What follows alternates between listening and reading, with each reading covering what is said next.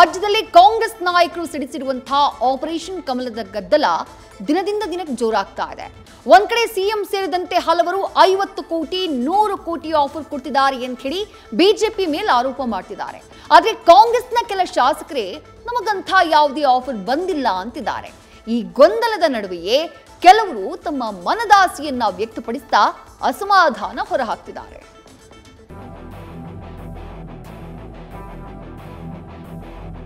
ಹಕ್ಕನ್ನು ಪ್ರಬಲವಾಗಿ ಪ್ರತಿಪಾದನೆ ಮಾಡೋ ದಿನ ಹತ್ರ ಬರ್ತಿರ್ಬೋದು.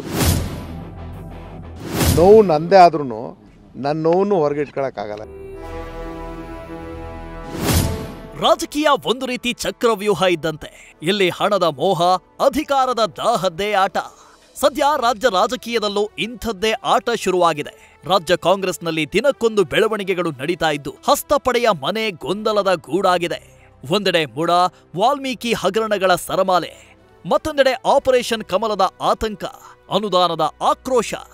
ಇದೀಗ ಮಂತ್ರಿಗಿರಿ ಅಸಮಾಧಾನ ಕಾಂಗ್ರೆಸ್ ಪಾಳಯದಲ್ಲಿ ಭುಗಿಲೆದ್ದಿದೆ.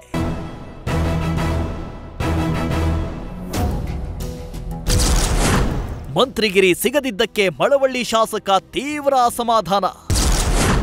ಸಚಿವ ಸ್ಥಾನ ಬೇಡಿಕೆಯಲ್ಲ, ನನ್ನ ಹಕ್ಕು ಎಂದ ನರೇಂದ್ರ ಸ್ವಾಮಿ. ಸರ್ಕಾರ ಕೆಡವಲು ಬಿಜೆಪಿ ಆಪರೇಷನ್ ಕಮಲದ ಹೆಸರಲ್ಲಿ ನಮ್ಮ ಶಾಸಕರಿಗೆ 50 ಕೋಟಿ 100 ಕೋಟಿ ಆಫರ್ ನೀಡ್ತಿದೆ ಅಂತ ಸಿಎಂ ಸಿದ್ದರಾಮಯ್ಯ ಆದಿಯಾಗಿ ಹಲವು ಸಚಿವರು ಶಾಸಕರು ಆರೋಪ ಮಾಡ್ತಿದ್ದಾರೆ. ಇದರ ನಡುವೆ ಮಳವಳ್ಳಿ ಶಾಸಕ ನರೇಂದ್ರ ಸ್ವಾಮಿಗೆ ಮಂತ್ರಿಗಿರಿ ಚಿಂತೆ ಶುರುವಾಗಿದೆ. ಮಂಡ್ಯ ಜಿಲ್ಲೆಗೆ ನಾನೇ ಸೀನಿಯರ್ ಲೀಡರ್, ಆದ್ರೆ ನನ್ನ ಹಣೆಬರಹ ಸರಿಯಿಲ್ಲ. ರಾಜಕಾರಣದಲ್ಲಿ ನನಗೆ ನತದೃಷ್ಟತನ ಜಾಸ್ತಿ ಕಾಡುತ್ತೆ. ಕಾಂಗ್ರೆಸ್ನಲ್ಲೂ ಕಿಂಡರ್ ಗಾರ್ಡನ್ ಪದ್ಧತಿ ಇದೆ ಅಂತ ಬೇಸರ ವ್ಯಕ್ತಪಡಿಸಿದ್ದಾರೆ. ನನಗೆ ಒಂದು ರಾಜಕಾರಣದಲ್ಲಿ ನತದೃಷ್ಟತನ ಅನ್ನೋದು ಜಾಸ್ತಿ ಕಾಡಿದೆ. ಯಾಕೆಂದರೆ 99ರ ಪ್ರಕರಣ ನೋಡಿ, ನನಗೆ 2008ರ ಪ್ರಕರಣ ನೋಡಿ, 94ರ ಪ್ರಕರಣ ನೋಡಿ. ನನ್ನ ರಾಜಕೀಯದ ಪ್ರಾರಂಭ ಒಂದು ಸಂಘರ್ಷದ ಜೊತೆಯಲ್ಲೇ ನಾನು ರಾಜಕಾರಣ ಮಾಡಬೇಕಾದಂಥ ಅನಿವಾರ್ಯತೆ. ಅದು ಯಾರ ಜೊತೆಲಿ? ಪಕ್ಷದ ಜೊತೆಯಲ್ಲೇ. ಹಕ್ಕನ್ನು ಪ್ರಬಲವಾಗಿ ಪ್ರತಿಪಾದನೆ ಮಾಡೋ ದಿನ ಹತ್ರ ಬರ್ತಿರ್ಬೋದು. ಉತ್ತರ ನಿಮ್ಗೆ ಆಮೇಲೆ ಸಿಗುತ್ತೆ. ಮುಖ್ಯಮಂತ್ರಿ ಸಿದ್ದರಾಮಯ್ಯನವ್ರ ಬಗ್ಗೆ, ಡಿ ಕೆ ಅವ್ರ ಬಗ್ಗೆ ನಂಬಿಕೆ ಇದೆ. ಪ್ರಥಮದಲ್ಲಿ ನನ್ನ ಹೆಸರು ಕ್ಲಿಯರ್ ಆಗಿದ್ದು ಚೇಂಜ್ ಆಗಿರ್ತಕ್ಕಂಥದ್ದು ಎಲ್ರಿಗೂ ಗೊತ್ತು. ಬಹಿರಂಗವಾಗಿ ನಾನು ಹೇಳೋಕ್ಕಾಗಲ್ಲ. ಅದನ್ನು ನಾನು ಕೆಲವೊಂದು ರಾಜಕೀಯ ವಿಚಾರಗಳನ್ನು ಬಹಿರಂಗಪಡಿಸೋಕ್ಕಾಗಲ್ಲ. ನೋವು ನಂದೇ ಆದ್ರೂ ನನ್ನ ನೋವನ್ನು ಹೊರಗೆ ಇಟ್ಕೊಳ್ಳೋಕ್ಕಾಗಲ್ಲ. ಯಾಕೆಂದರೆ ಇದು ನಮ್ಮ ಮನೆ ಒಳಗಿನ ಚೌಕಟ್ಟು. ಇಗ್ನೋರ್ ಮಾಡೋ ಜಾಯಮಾನ ನಂದು ಇಲ್ವೇ ಇಲ್ಲ. ಈ ಬಾರಿ ರೀಶಫಲ್ ಆದಾಗ ನನ್ನ ಹಕ್ಕನ್ನು ಪ್ರತಿಪಾದನೆ ಮಾಡೇ ಮಾಡ್ತೀನಿ. ಪಕ್ಷದ ಹೈಕಮಾಂಡ್ಗೂ ಬದ್ಧನಾಗಿ ನನ್ನ ಹಕ್ಕನ್ನು ಪ್ರತಿಪಾದನೆಯೂ ಮಾಡ್ತಾ ಈ ಜಿಲ್ಲೆಗೆ ಇನ್ನೊಂದು ಸ್ಥಾನನ ದಕ್ಕಿಸ್ಕೊಡುವಂಥ ಪ್ರಯತ್ನ ಮಾಡೇ ಮಾಡ್ತೀನಿ. ಮಳವಳ್ಳಿ ಶಾಸಕ ನರೇಂದ್ರ ಸ್ವಾಮಿ ಅಸಮಾಧಾನ ಬಗ್ಗೆ ರಿಯಾಕ್ಟ್ ಮಾಡಿ ಸಚಿವ ಚೆಲುವರಾಯಸ್ವಾಮಿ, ಸಿಎಂ ಸಿದ್ದರಾಮಯ್ಯ ಎಲ್ಲ ಸಮಸ್ಯೆಗಳನ್ನ ಬಗೆಹರಿಸುತ್ತಾರೆ ಅಂತ ವಿಶ್ವಾಸ ವ್ಯಕ್ತಪಡಿಸಿದ್ದಾರೆ. ನನಗಿಂತ ಸಿಎಂಗೆ ಭಾಳ ಹತ್ರ ಇದ್ದಾರೆ. ಅವರು ತುಂಬ ವಿಶ್ವಾಸ, ಪ್ರೀತಿ ಎಲ್ಲ ಇದೆ. ಡಿ ಕೆ ಅವರು ಭಾಳ ಚೆನ್ನಾಗಿದ್ದಾರೆ.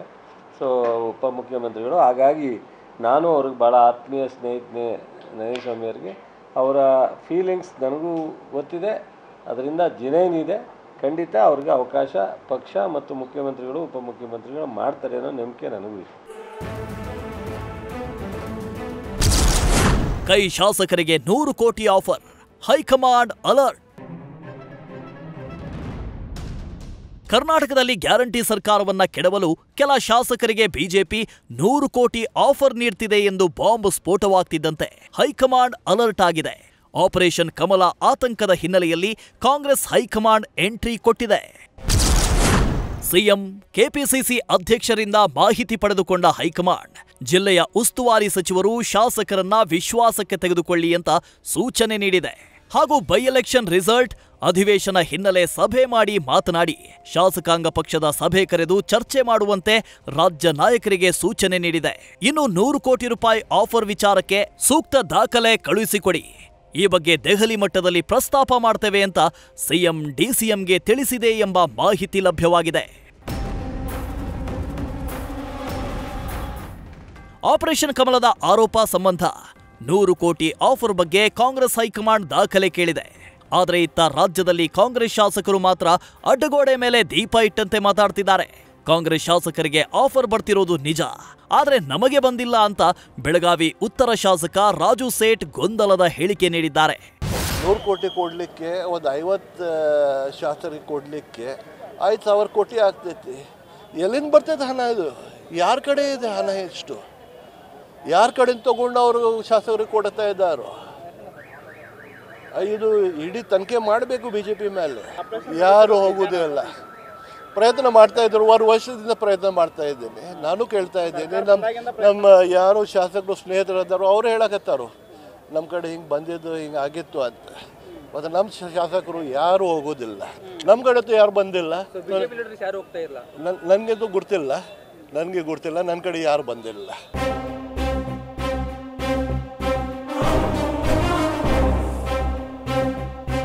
ಒಟ್ಟಾರೆ ಹಣದ ಮೋಹ, ಅಧಿಕಾರದ ದಾಹ ಕರ್ನಾಟಕದ ರಾಜಕೀಯದಲ್ಲಿ ಬಿರುಗಾಳಿಯನ್ನ ಎಬ್ಬಿಸಿರುವುದಂತೂ ಸುಳ್ಳಲ್ಲ.